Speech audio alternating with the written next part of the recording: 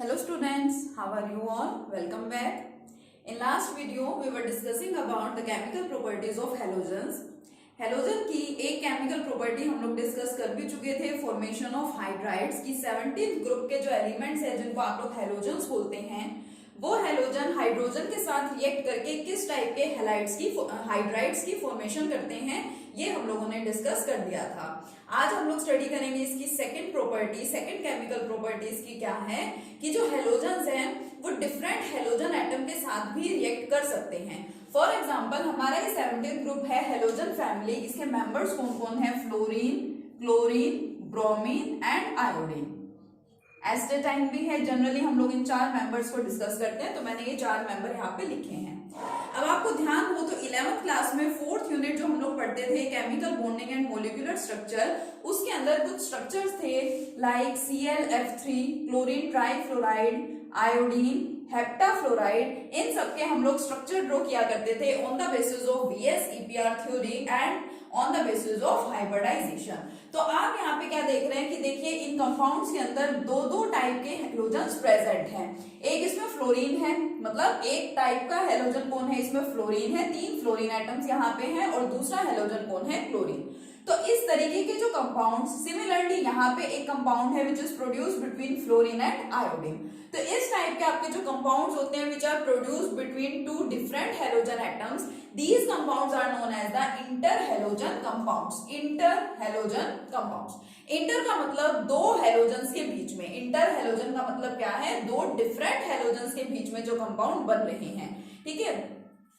तो ये जो आपके सामने एग्जांपल है, और एग्जांपल लिख लीजिए लाइक ClF हो गया, ठीक है, BrF3, ये सभी आपके क्या होते हैं? इंटर हेलोजन कंपाउंड्स होते हैं। तो जो हमारे 17th ग्रुप एलिमेंट्स हैं जो कि हेलोजन्स ही हैं, उनका रिएक्शन अगर और डिफरेंट हेलोजन्स के साथ हो जाए तो वो इंटर हेलोजन कंपाउंड्स की फॉर्मेशन करते हैं। अब जैसे आप लोग बात करते हैं कि जो हाइड्राइड्स हैं, अब इसी ग्रुप के अगर मैं हाइड्राइड्स की बात करूं तो उनकी जनरल रिप्रेजेंटेशन ये लिख सकते हैं। HX क्या है? हाइड्राइड्स थे, हमने पढ़े थे like HF, HCl, HBr, HI। तो ये क्या है? जनरल रिप्रेजेंटेशन मैंने यहाँ पे दे दी किसकी? हाइड्राइड्स की। कौन से hydrides? Hydrides of 17th group elements. जो आपके 17th ग्रुप के एलिमेंट्स हैं उनके हाइड्राइड्स, जनरल रिप्रेजेंटेशन उसकी ऐसी होती है। इसी तरह से इंटर हेलोजन कंपाउंड्स की भी तो कुछ जनरल रिप्रेजेंटेशन होगी। इसके अंदर है क्या? दोनों ही हेलोजन एटम प्रेजेंट है। Halogen are represented by capital X, तो मैंने यहाँ पे लिख दिया कैपिटल X। दूसरा भी हेलोजन ही है, इसको भी अगर मैं X ही लिख दूं तो दोनों में कोई डिफरेंस नहीं होगा। अगर मैं कह रही हूँ कि X से मैं क्या कर रही हूँ? फ्लोरीन को रिप्रेजेंट कर रही हूँ, इट मींस ये X भी कौन होगा? फ्लोरीन ही होगा। लेकिन इंटर हेलोजन कंपाउंड का मतलब तो मैंने क्या कहा? दो डिफरेंट हेलोजन वहां पे प्रेजेंट होने चाहिए, तो इसलिए इसको रिप्रेजेंट किया जाता है XX डैश से। फॉर एग्जाम्पल मैंने यहाँ पे लिख दिया आपके सामने IF7, तो I क्या है? X है, और F क्या है? X डैश है। जो आपका X होता है, X से जो हमने रिप्रेजेंट कर रखा है, this is the central atom. X से हम लोग जिस हेलोजन को रिप्रेजेंट करते हैं वो X हमारा कौन होता है? सेंट्रल एटम होता है, और बाकी जो ये जो X डैश है ये कौन है? ये अदर एटम्स होंगे। फॉर एग्जाम्पल जैसे मैंने लिखा IF7, तो आयोडीन क्या है? हमारा सेंट्रल एटम है। क्लोरीन ट्राइफ्लोराइड में क्लोरीन कौन है? हमारा सेंट्रल एटम है। अब अगर आप यहाँ पे देखिए ClF, तो इसके अंदर सेंट्रल एटम, वैसे तो दोनों हेलोजन्स ही हैं, दोनों के एक एक एटम प्रेजेंट है। एक मेन पॉइंट यहाँ पे ये भी होता है कि जो X है वो आपका सेंट्रल एटम है, ठीक है, सेंट्रल एटम होगा, बट साथ ही में it is the atom having low value of electronegativity. X से आप लोग जिस हेलोजन को रिप्रेजेंट करते हैं उसकी इलेक्ट्रोनेगेटिविटी कम है, और X डैश से जिसको आप लोग रिप्रेजेंट करते हैं उसकी इलेक्ट्रोनेगेटिविटी ज्यादा है। जैसे आपको यहाँ पे पता भी चल रहा है, fluorine is more electronegative as compare to the iodine. तो बहुत सिंपल है हमारे इंटर हेलोजन कंपाउंड्स। हमें हमारे सिलेबस में क्या पढ़ना है कि इंटर हेलोजन कंपाउंड्स होते क्या हैं, कितने टाइप्स के होते हैं इंटर हेलोजन कंपाउंड्स, और साथ ही में कुछ इंटर हेलोजन कंपाउंड्स के हमें बनाने हैं स्ट्रक्चर्स, जैसे कि आप लोग 11th क्लास में बनाते थे, सेम उसी टाइप के structures on the basis of VS-EPR theory as well as on the basis of hybridization. तो सबसे पहले मैंने बता दिया यहाँ पे कि इंटर हेलोजन कंपाउंड्स होते क्या है। Now we are going to discuss the types of interhalogen compounds. Types of interhalogen compounds. So there are 4 types of interhalogen compounds. 4 types के हम लोगों के पास इंटरहैलोजन कंपाउंड्स होते हैं। उनकी जनरल रिप्रेजेंटेशन क्या है देखिए, एक्स एक्स डैश, ठीक है, x X dash 3, X X dash 5, x X dash 7। याद रखने का मेथड ये सारे आपके देखिए ओड नंबर है 1, 3, 5 एंड 7। फॉर एग्जाम्पल अगर मैंने यहाँ पे लिख रखा है ClF, so it is of the type x X dash. इसके अंदर जो एक्स टाइप का हेलोजन है उसका भी एक ही एटम है एंड एक्स डैश का भी एक ही एटम है।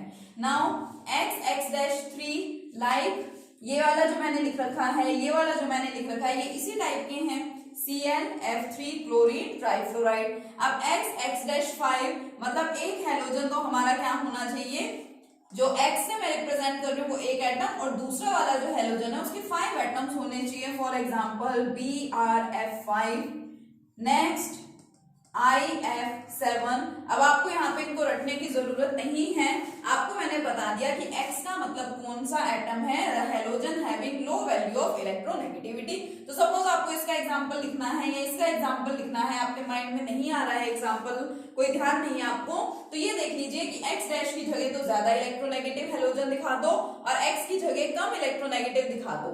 ये चीज हम लोगों को पता ही है कि on moving down the group the electronegativity decreases, as well as we know that fluorine is the most electronegative element in the periodic table। तो इसलिए यहाँ पे मैंने क्या दिखा दिया, फ्लोरीन दिखा दिए, 5 फ्लोरीन एटम्स, और एक यहाँ दिखा दिया ब्रोमीन। तो इस तरह से आप इसके एग्जांपल्स लिख सकते हैं।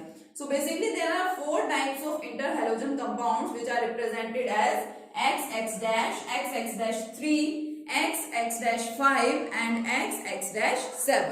तो ये आपको अच्छे से समझ आ गया होगा। उसके बाद हम लोगों को करने हैं स्ट्रक्चर्स। स्ट्रक्चर्स बताने से पहले मैं आपको बता दूं कि एक तो आपका ये जो 17 ग्रुप है इसमें इंटरहैलोजन कंपाउंड्स के स्ट्रक्चर एज वेल एज जो आप लोग 18 ग्रुप पढ़ेंगे नोबल गैसेस, उसमें नोबल गैसेस में कुछ ज्यादा तो होता नहीं है स्टडी करने का, क्योंकि आपको पता है नोबल गैसेस आर स्टेबल है, इजिली वो किसी के साथ रिएक्शन शो नहीं करती, रिएक्शन शो नहीं करेंगी यानी उसकी कोई प्रॉपर्टीज भी कुछ खास नहीं है। लेकिन थोड़े से कंपाउंड्स हैं, जिनोन जो है वो कुछ कंपाउंड्स की फॉर्मेशन करता है, इसलिए हमें वहां पे जिनोन के कुछ कंपाउंड्स पढ़ने हैं। तो पेपर में एक क्वेश्चन फिक्स होता है आपसे जो पूछा जाता है, या तो कोई इंटरहैलोजन कंपाउंड या फिर किसी नोबल गैस के कंपाउंड का स्ट्रक्चर, ये आपसे हमेशा एग्जाम में पूछा जाता है। पूछे जाने के मेथड क्या है, for example explain the structure of IF7। आपको बोल दिया जाए आयोडीन हेप्टाफ्लोराइड का स्ट्रक्चर आप लोगों को एक्सप्लेन करना है, या तो सिंपली ये बोल दें या फिर उसी को क्या बोलें कि explain the structure of IF7 on the basis of hybridization. तो आप हाइब्रिडाइजेशन के बेस पे फाइंड करेंगे। आपको बोल दिया जाए explain the structure of IF7 on the basis of VS-EPR theory, तो आप उस थ्योरी के बेसिस पे एक्सप्लेन करेंगे।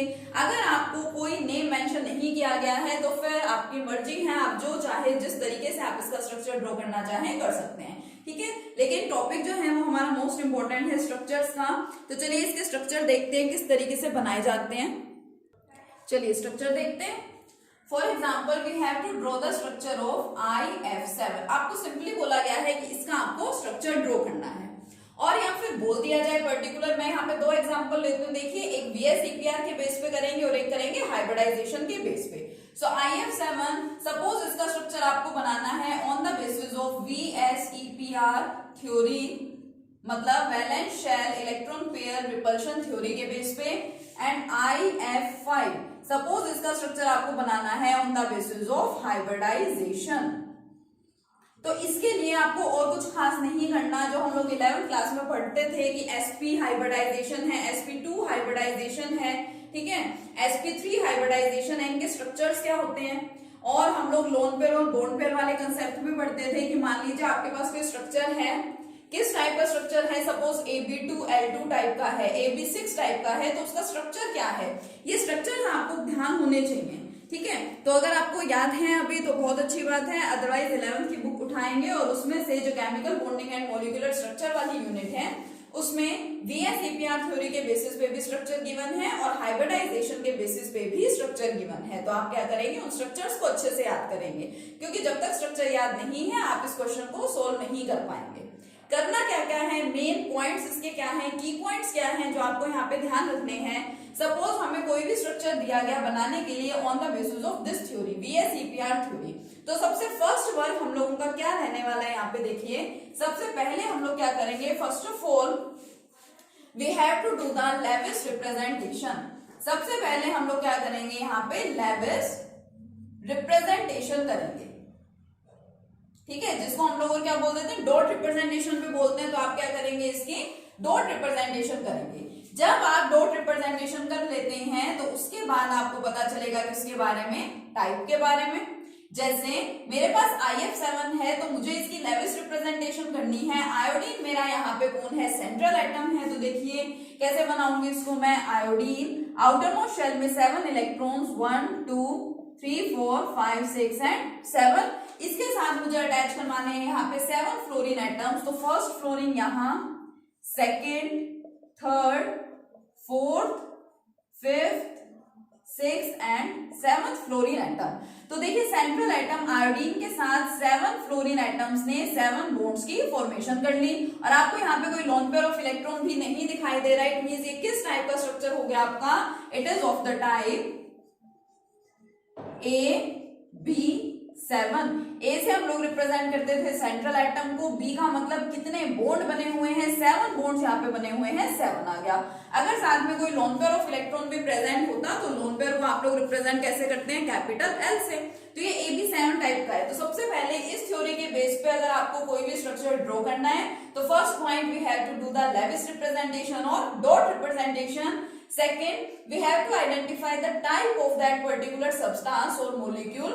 वो जो हमारे पास molecule है, substance है, जो compound है, उसकी हम लोग type identify करेंगे। और थर्ड पॉइंट हमारा सबसे मेन पॉइंट है जिसके बिना हम लोग कुछ भी नहीं कर सकते, टाइप के बेसिस पे आइडेंटिफाई करना structure, to identify the structure की AB7 टाइप का जो स्ट्रक्चर है वो कैसा होता है, किस टाइप से AB7 का स्ट्रक्चर बनेगा। And last we have to draw the structure. सबसे लास्ट में हम लोगों को क्या करना पड़ेगा, स्ट्रक्चर को ड्रॉ करना पड़ेगा। तो AB7 टाइप का जो स्ट्रक्चर होता है, AB7 टाइप का स्ट्रक्चर कैसा होता है, पेंटागोनल बाई पिरामिडल। कैसा बनता था पेंटागोनल बाई पिरामिडल, देखिए ये आपका सेंट्रल एटम होता था, 6 बॉन्ड्स आपके इस तरह से अरेंज होते हैं, 1 2 3 4 5 6 बॉन्ड्स हो गए। 7th बॉन्ड या तो आप इधर दिखा सकते हैं या फिर यहां दिखा सकते हैं। तो मैंने क्या दिखा दिया, इधर दिखा दिया, ठीक है। सेंट्रल एटम मेरा कौन सा है, यहाँ पे आयोडीन है। तो मैं एक ही जगह क्या लिख देती हूँ, आयोडीन। और 7 बॉन्ड्स बने हुए हैं, किसने बना रखे हैं ये बॉन्ड्स, फ्लोरीन ने। तो मैंने यहाँ पे क्या लगा दिया, फ्लोरीन लगा दिया।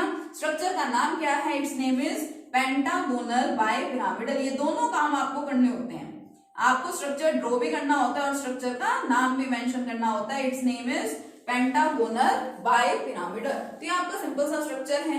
मेन बात यही है, देखो लेविस रिप्रेजेंटेशन आप सबको आती है, लेविस रिप्रेजेंटेशन के बेस पे टाइप आइडेंटिफाई आप सब इजीली कर लेंगे। मेन पॉइंट आपका यही है कि अगर आपको पता चल जाता है कि आपका स्ट्रक्चर किस टाइप का है, आपका जो मॉलिक्यूल आपको गिवन है वो किस टाइप का है, और उस टाइप के बेस पे उसके स्ट्रक्चर को आइडेंटिफाई करना और ड्रॉ करना इज द मेन पॉइंट, ठीक है। 11th क्लास में 11th में ये वाला चैप्टर, ये वाली यूनिट में करवा चुकी हूँ और ये स्ट्रक्चर्स भी एक्सप्लेन कर चुकी हूँ, थ्योरी भी बता चुकी हूँ कंप्लीट, और इसको फाइंड आउट करने की कुछ ट्रिक्स भी होती हैं वो भी मैंने वहां पे बताई हैं। तो अगर आप चाहें तो आप उस वीडियो को देख लीजिएगा, आपके कंसेप्ट और क्लियर हो जाएंगे, ठीक है। स्ट्रक्चर रिलेटेड आपको कुछ भी दिक्कत है तो आप उस वीडियो को देख लेना, तो आपके कंसेप्ट क्लियर हो जाएंगे। तो ये आपका फर्स्ट हो गया on the basis of VSEPR theory. तो इस थ्योरी के बेस पे आपको चाहे कोई भी स्ट्रक्चर दे दिया जाए, इवन इंटरहैलोजन कंपाउंड ही नहीं, चाहे कोई नोबल गैस का कंपाउंड हो, चाहे कोई भी आपका कंपाउंड हो या मॉलिक्यूल हो, उसके अंदर VSEPR थ्योरी के बेस पे अगर आप लोगों को स्ट्रक्चर ड्रॉ करना है तो इन मेन पॉइंट्स को आप ध्यान रखेंगे, ठीक है। वापस से बता रही हूँ कि आप लेविस रिप्रेजेंटेशन करें, टाइप आइडेंटिफाई करें कि किस टाइप का आपका ये स्ट्रक्चर बन गया है, फिर उसके बाद टाइप के बेस पे आप लोगों को स्ट्रक्चर आइडेंटिफाई करना है कि आपका स्ट्रक्चर किस टाइप का होगा, और स्ट्रक्चर आइडेंटिफाई कर लिया है तो उसका नेम आपको पता होना चाहिए, और फिर आपको वो स्ट्रक्चर क्या करना होगा, ड्रॉ करना होगा। तो ये हो गया VSEPR थ्योरी के बेस पे। Now what about the next on the basis of hybridization. Suppose मुझे यहाँ पे स्ट्रक्चर बनाना है किसका, IF5 का, on the basis of hybridization. तो सिंपल सी बात है, सबसे पहले मुझे यहाँ पे क्या करना पड़ेगा, I have to find out the hybridisation.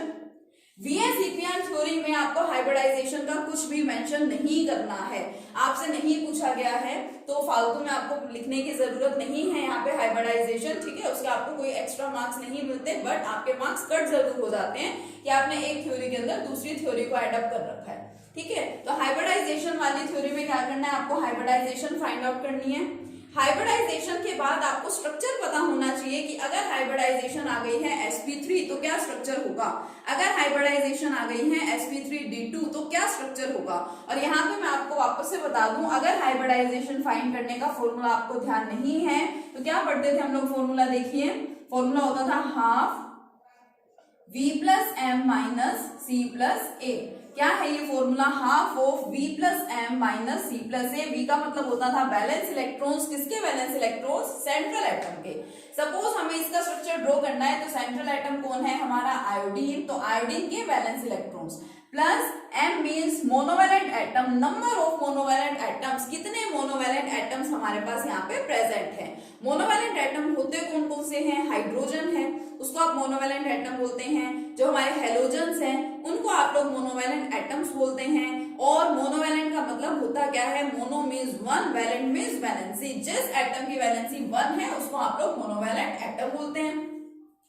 सी का मतलब कटायन, मतलब क्या इसके ऊपर कोई पॉजिटिव चार्ज प्रेजेंट है। ए का मतलब अनायन, क्या इसके ऊपर कोई नेगेटिव चार्ज प्रेजेंट है।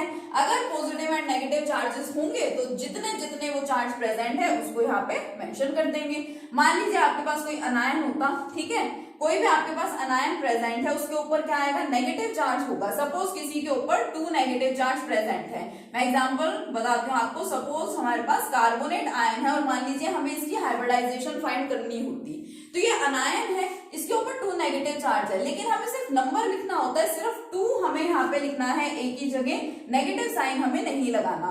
फॉर्मूले के अंदर जो हमारे पास नेगेटिव पॉजिटिव साइंस है हमको सिर्फ वही मेंशन करना है, अपनी तरफ से कोई साइन हमें यहाँ पे नहीं लगाना है, ठीक है। तो इस तरीके से हम लोग सबसे पहले क्या करेंगे, हाइब्रिडाइजेशन फाइंड करेंगे। हाइब्रिडाइजेशन के बेस पे स्ट्रक्चर देखो कि sp3 हाइब्रिडाइजेशन आ गई सपोज, तो sp3 वाले का स्ट्रक्चर तो क्या होता है, टेट्राहेड्रल होता है। तो लेकिन यहाँ पे हाइब्रिडाइजेशन के केस में सिर्फ एक पॉइंट हमें ध्यान रखना है कि पहले आप हाइब्रिडाइजेशन फाइंड कीजिए, उसके बाद फाइंड आउट कीजिए whether your structure is symmetrical और अनसिमेट्रिकल। सिमेट्रिकल का मतलब मैंने आपको बता दिया था, with the substance containing only bond pairs. जैसे अभी हम लोगों ने IF7 का स्ट्रक्चर बनाया, IF7 की हम लोगों ने डॉट रिप्रेजेंटेशन करी और आपने क्या देखा कि वहां पे एक भी lone pair of electron present नहीं था, सारे के सारे वहां पे बॉन्ड बने हुए थे, बॉन्ड पेयर वहां पे प्रेजेंट थे। तो इस टाइप के सब्सटेंस को बोला जाता है सिमेट्रिकल। अनसिमेट्रिकल का मतलब कि बॉन्ड्स के साथ अगर एक भी आपका लोन पेयर बच गया है then your substance will be unsymmetrical.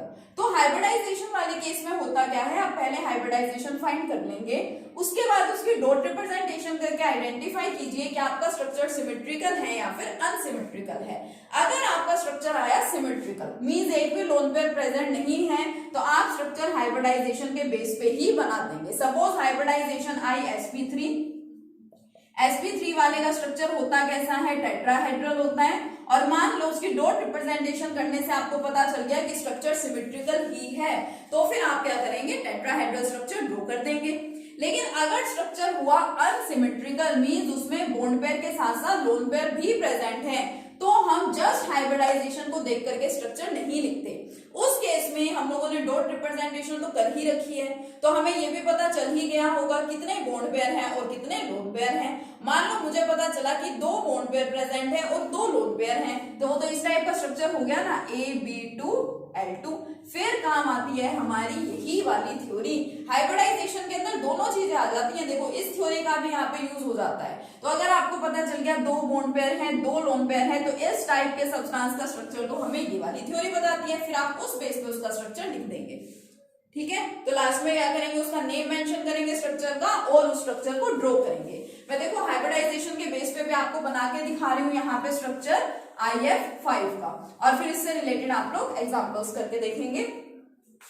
IF5 इसकी मुझे हाइब्रिडाइजेशन फाइंड करनी है। First of all half V plus M minus C plus A. V means valence electrons of the central atom यानी कि 7, प्लस M का मतलब मोनोवैलेंट एटम। कौन कौन से बताएं आपको monovalent atom, hydrogen as well as halogens. तो फ्लोरीन हेलोजन है हमारा और 5 फ्लोरीन एटम्स यहाँ पे प्रेजेंट है, तो 5। V प्लस एम माइनस सी कटायन, कोई पॉजिटिव चार्ज नहीं है, प्लस ए अनायन, कोई नेगेटिव चार्ज प्रेजेंट नहीं है, यानी कि 0। ठीक है, ये हम लोगों ने कर दिया। अब क्या करना है, अब इसको सोल्व करो और उसके बेस पे आपको हाइब्रिडाइजेशन पता चल जाएगी। अब इसको आप सिंप्लीफाई कीजिए, सोल्व कीजिए इसको। हाफ 7 + 5 12 एंड 6 सोल्व करेंगे इसको 6 आ जाएगा। अब देखिए 6 के बेस पे हाइब्रिडाइजेशन कौन सी बनती है हमारी, sp3d2, यही हाइब्रिडाइजेशन बनेगी। सीख रखा है हम लोगों ने, ये सब लिखना है 11th क्लास में। तो sp3d2 क्या आ गई, हाइब्रिडाइजेशन। तो पहला पॉइंट तो मेरा हो गया, मैंने हाइब्रिडाइजेशन फाइंड आउट कर ली। सेकेंड, अब हाइब्रिडाइजेशन के बेस पे स्ट्रक्चर होना कैसा चाहिए, तो हम यहाँ पे हाइब्रिडाइजेशन फाइंड करने के बाद लिखेंगे कि इट्स स्ट्रक्चर शुड बी, कि इसका स्ट्रक्चर होना चाहिए, कैसा होना चाहिए, sp3d2 वाले का स्ट्रक्चर होता है octahedral. Its structure should be octahedral, कि हमारे अकॉर्डिंगली होना तो चाहिए ऑक्टाहेड्रल। अब ऑक्टाहेड्रल ही है या फिर नहीं है पता कैसे चलेगा, लेविस या फिर डॉट रिप्रेजेंटेशन से। तो IF5 की डॉट रिप्रेजेंटेशन देखिए, ये आपका iodine 1 2 3 4 5 6 7, first fluorine, second fluorine, third, fourth and fifth. तो देखिए 5 तो यहाँ पे बॉन्ड्स बन गए, लेकिन हम लोगों के पास एक लोन पेयर ऑफ इलेक्ट्रॉन भी बचा है, यानी कि ये तो किस टाइप का बन गया है, AB5L। और इसका स्ट्रक्चर हमें कौन सी थ्योरी बताएगी, VSEPR थ्योरी। VSEPR थ्योरी के बेस पे अगर आप आइडेंटिफाई करेंगे तो AB5L का स्ट्रक्चर कैसा होता है, स्क्वायर पिरामिडल होता है। तो स्ट्रक्चर कैसा बनेगा इसका, ये आपका सेंट्रल एटम 1 2 3 4 5 और एक क्या था यहाँ पे, लोन पेयर ऑफ इलेक्ट्रॉन। ठीक है, तो ये आपके आ गए फ्लोरीन एटम्स। स्ट्रक्चर कैसा है इसका, this structure is square pyramidal. इस स्ट्रक्चर को आप लोग क्या बोलते हैं, स्क्वायर पिरामिडल बोलते हैं। ठीक है, अब एक बार आप लोग वो वीडियो देख ही लेना 11th क्लास की जो मैंने डाल रखी है। ठीक है, आपके ग्रुप में भी मैं वो सेंड कर दूंगी, तो उससे आप लोग यहाँ पे इजीली बना पाएंगे, बनाने का मेथड सीख पाएंगे अच्छे से कि किस तरह से हम ये स्ट्रक्चर्स ड्रॉ करेंगे।